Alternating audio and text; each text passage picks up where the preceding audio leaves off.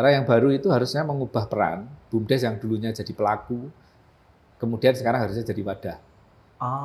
Jadi BUMDes tidak harus membuat produk yang baru, layanan yang baru, karena masyarakat kurang Punya. apa produksi. Itu jadi masalahnya itu bukan di produksi. Masalahnya adalah bagaimana ini ada kolaborasi antar para pemain ini untuk membangun satu ekosistem ekonomi digital yang ada di desa. Nah, BUMDes punya peran strategis di situ.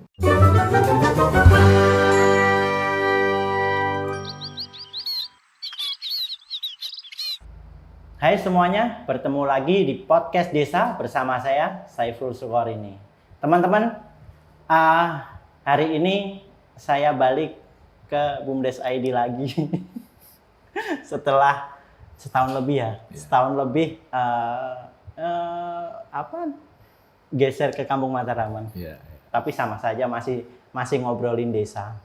Dan teman-teman, hari ini kita akan bincang-bincang sama guru saya, Pak Rudi Suryanto, Pak Rudi Sinkor.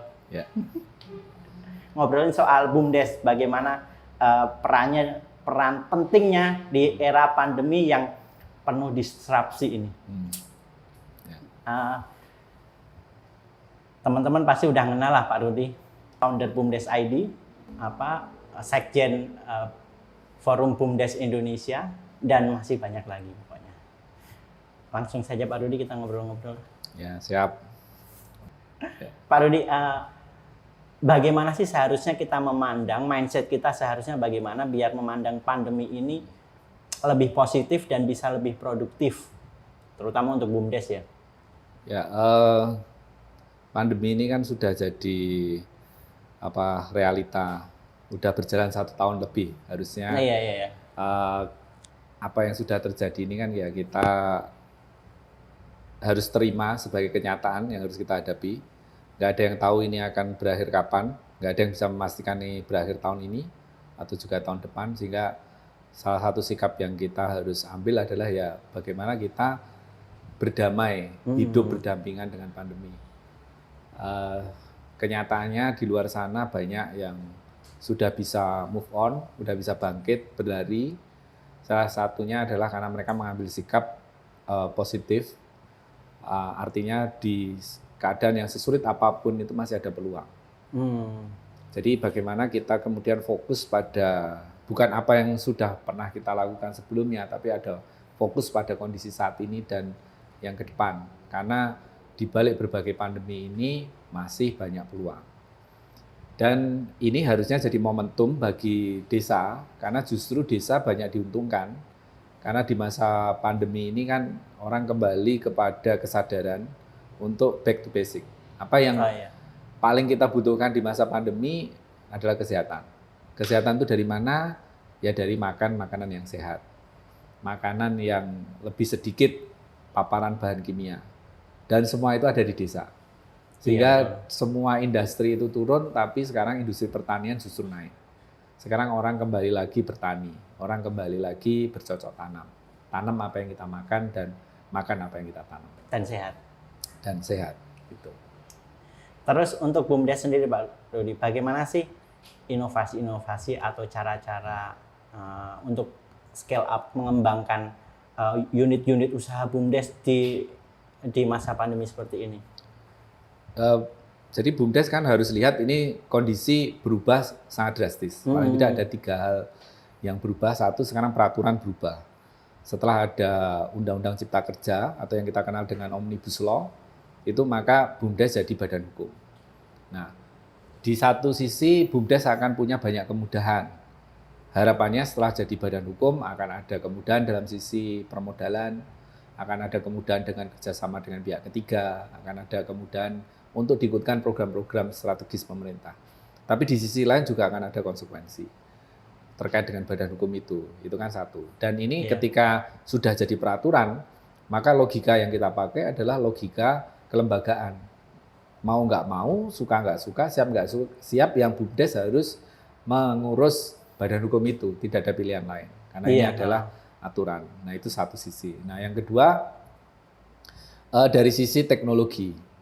Sekarang dengan pandemi ini mempercepat akselerasi adopsi teknologi digital. Jadi semua desa sekarang mau nggak mau harus belajar juga menggunakan teknologi ya, dan ini ternyata kecepatannya luar biasa. Aksesnya, adopsi, adaptasinya itu luar biasa. Sekarang hampir semua orang udah familiar dengan memakai Zoom, Marketplace, memakai berbagai alat yang dulu kita berpikir mungkin akan terjadi 10 tahun ke depan.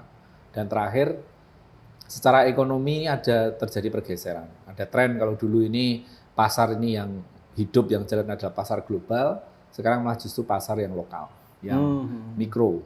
Ya, jadi ekonomi rumah tangga itu naik, justru naik 50%. Jadi sekarang ini ada data itu kan 150 juta pengguna internet aktif, dan baru 50 juta yang benar-benar memanfaatkan dari berbagai platform yang ada. Jadi ada 100 juta orang yang sebenarnya yang potensi, ya mereka udah punya duit, mereka udah punya smartphone, tapi mereka belum familiar. Nah, ini adalah pasar yang luar biasa karena mayoritas mereka ada di desa. Nah, tinggal BUMDes bisa nggak mengubah cara pandang ini? Mengedukasi masyarakat.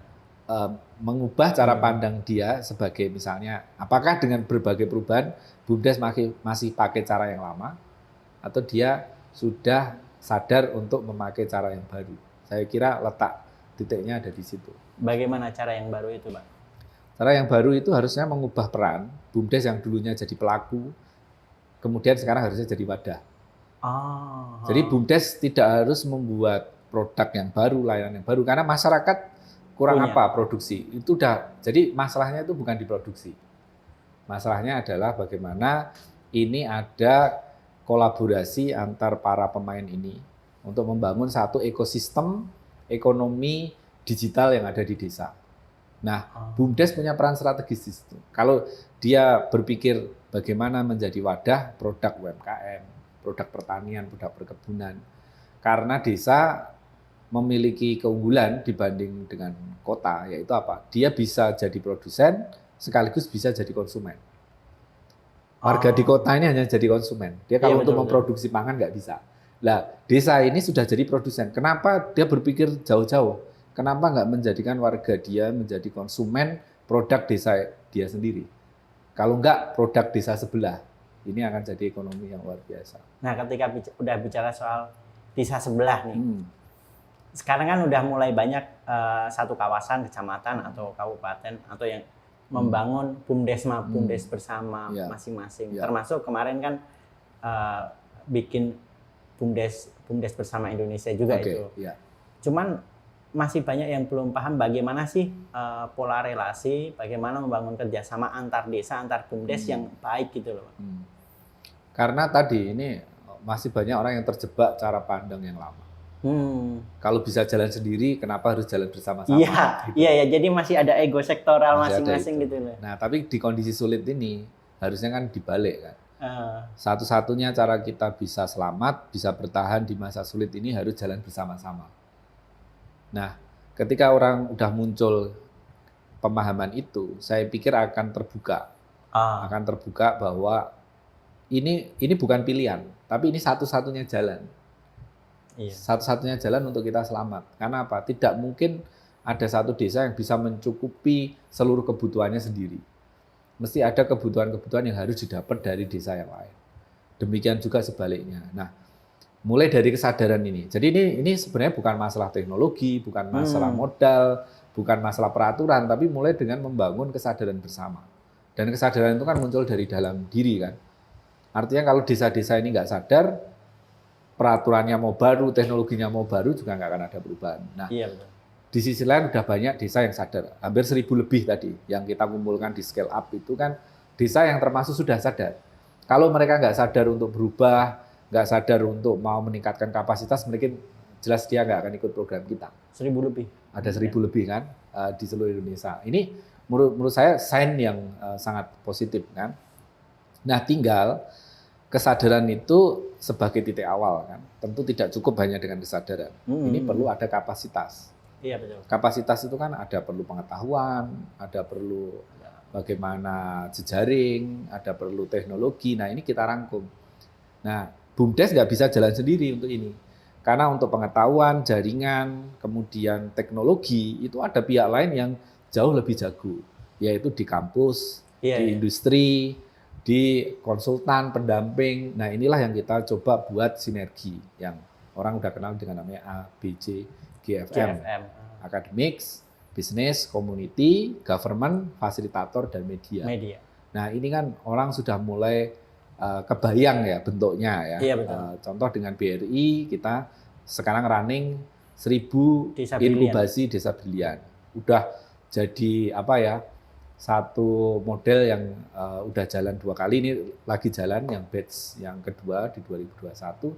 Tapi sebelumnya kan orang nggak bayangin, ini kegiatan full online. Orang inkubasinya, pelatihannya online, pendampingannya online. Dulu kan di masa-masa sebelum pandemi nggak kebayang, tapi sekarang bisa. Nah, emang bisa kan. Tapi sekarang kenyataannya bisa. Orang banyak dapat manfaat dari materi-materi yang kita sharing online. Ada saya ketika ke beberapa tempat, mereka bahkan lihat tutorial dari YouTube. Itu kan perubahan yang menurut saya sangat positif. Dan sebelum pandemi kan Pak Rudi sempat menyiapkan gagasan pendampingan jarak jauh itu. Ya. Sebelum pandemi itu. Sebelum pandemi. Ya. Dan tapi tidak diterima atau tidak berterima secara luas.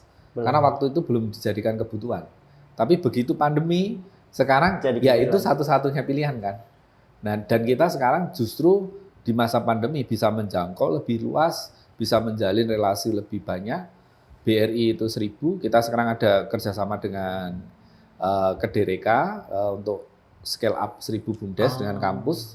Itu melibatkan kurang lebih hampir 5.000 dosen dan mahasiswa. 5.000. Ada 5.000. Jadi 1.000 dosen dan 3.000 sampai 4.000 mahasiswa. Ini sedang proses ya, ongoing. Saya pikir ini akan ada satu masa yang nanti akan jadi penanda ya, bahwa di masa pandemi ini memaksa kita untuk ada banyak inovasi. Iya, betul. Ya. Wow, luar biasa lah. Mungkin obrolannya sampai situ dulu. Kita mungkin akan ngobrol di lain waktu, lain tema. Siap. Hari ini Pak Rudi juga banyak tamu, ngisi webinar. Terima kasih banyak Pak Rudi untuk inspirasinya. Masih ada pesan-pesan buat teman-teman pemuda lah. Banyak anak muda. Ini penontonnya kan? Pemuda nih Pak Rudi. Jadi menurut saya sekarang momentum anak muda untuk kembali ke desa. Tidak harus secara fisik, tapi bisa secara pemikiran, secara konten. Karena desa, tidak ada desa yang tidak punya potensi. Tidak ada desa yang miskin potensi. Tapi desa itu miskin keberanian, inovasi, dan konten. Nah, saya sekarang mau nyampaikan ini bocorannya. Jadi, bagaimana mendorong banyak kontenpreneur di desa. Jadi, desa ini miskin sekali konten. Desa digital. Orang hanya pahami desa digital, smart village itu sekedar masang wifi, sekedar ini. Tapi kan ujungnya itu di konten. Ujungnya di konten. Nah, siapa yang meng-create konten? Cerita apa gitu ya? Nah, selama desa ini kontennya dibuat oleh orang di luar desa, dia nggak akan pernah mandiri, nggak akan pernah berdaulat. Dibuat orang kota. Nah, karena mesti. Nah, bagaimana sekarang kita kuasa data, gotong royong digital. Kuasa data dimulai dengan desa-desa menguasai datanya dia sendiri, memproduksi datanya dia sendiri, betul. memproduksi kontennya dia sendiri. Nah, anak muda ini nanti kita fasilitasi, kita membuat sekolah menulis desa. Mas Subandi yang akan pegang itu. Nanti silakan kolaborasi ya, belum datang ya. Nanti itu yang akan kita launching dalam waktu dekat. Kemudian gotong royong digital. Apa itu gotong royong digital? Ketika masing-masing orang membuat konten, ya bagaimana ini konten ini bisa saling berjejaring untuk mengangkat, untuk viral lah gampangnya. Menarasikan desa lebih luas lagi. Ya, oleh orang desa. Oleh orang desa. Oleh orang desa. Nah itu. Kita tunggu gebrakannya. Ya. Berikutnya tak ajak Bandi deh ngobrol. Oke. Terima kasih. Mas Ipul, Sanggar Inovasi Desa selalu sukses, jangan pernah lelah. Mohon doanya. Membangun desa dari kreativitas dan inovasi. Terima kasih banyak Pak Rudi untuk inspirasinya. Sampai bertemu lagi di podcast desa berikutnya. Bye-bye.